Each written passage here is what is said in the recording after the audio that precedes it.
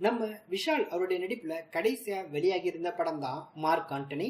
அந்த ஒரு படம் வெளிவந்து மிகப்பெரிய ஒரு வெற்றி பெற்றிருந்துச்சு.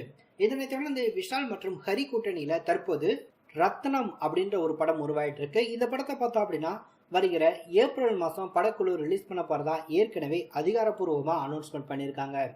அதே வேளையில விஷால் அவருடைய நடிப்புல மிகுந்த ஒரு எதிர்பார்ப்புல உருவாயிட்டு வந்த படம் தான் துப்பறிவாளன் 2. இந்த படத்தை இயக்குனர் மிஸ்கின் இயக்கிட்டு வந்தாரு. ஏற்கனவே துப்பறிவாளன் 1 படம் வெளிவந்து ரசிகர் மத்தியில் நல்ல ஒரு வரவேற்பு பெற்றிருந்துச்சு. இதனால பார்த்தோம் அப்படின்னா துப்பறிவாளன் 2 ஸ்டார்ட் பண்ணியிருந்தாங்க.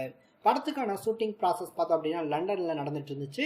அப்போ விஷால் மற்றும் படத்துடைய இயக்குனர் மிஸ்கின் இவங்க 2 பேருக்குமே கருத்து வேறுபாடுகள் காரணமாக படத்தை பார்த்தோம் அப்படின்னா பாதியிலே கைவிட்டுட்டாங்க. திரும்ப விஷால் பார்த்தோம் அப்படின்னா ஒரு அதிரடி அப்டேட் ஒன்று கொடுத்திருந்தாரு. இனிமே இந்த படத்துல மிஸ்கின் இருக்க மாட்டாரு.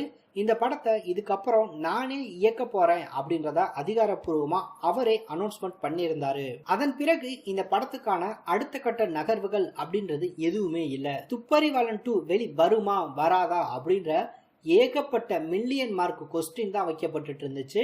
அதுக்கப்புறம் பார்த்தோம் அப்படின்னா கொரோனாவும் வந்துடுச்சு. இப்போ வரைக்கும் பார்த்தோம் அப்படின்னா அந்த படம் சம்பந்தப்பட்ட எந்த விதமான அதிகாரப்பூர்வமான அறிவிப்புகளுமே இல்லை. அதே வேளையில இப்போ விஷால் பார்த்தோம் அப்படின்னா அதிரடியா ஒரு முடிவு எடுக்கிறாரா. துப்பறிவாளன் 2 படத்தை திரும்ப ஸ்டார்ட் பண்ண அவரு முடிவு பண்ணியிருக்காராம். ஏற்கனவே மிஸ்கின் எடுத்திருந்தா இல்லையா அந்த சீன்ஸ் எல்லாமே மொத்தமா தூக்கி தனியா வச்சுட்டு இந்த படத்தை ரொம்பவே ஃப்ரெஷ்ஷா பார்த்தோம் அப்படின்னா ஆரம்பிக்கலாம் அப்படின்ற மாதிரி விஷால் முடிவு பண்ணி வெகு விரைவில் துப்பறிவாளன் 2 படத்துக்கான ஷூட்டிங் ப்ராசஸ சிம்பிளா ஒரு பூஜையை போட்டு ஆரம்பிக்க முடிவு பண்ணிருக்காரு அப்படின்ற தகவல் கிடைச்சிருக்கு. இந்த படத்தை விஷாலே தயாரிக்க போறாரு, விஷாலே இயக்க போறாரு. ஸோ எந்த மாதிரி ஒரு ட்ரீட்டா இந்த படம் ரசிகர்களுக்கு வரப்போகுது அப்படின்ற எதிர்பார்ப்புகள் இருக்கு.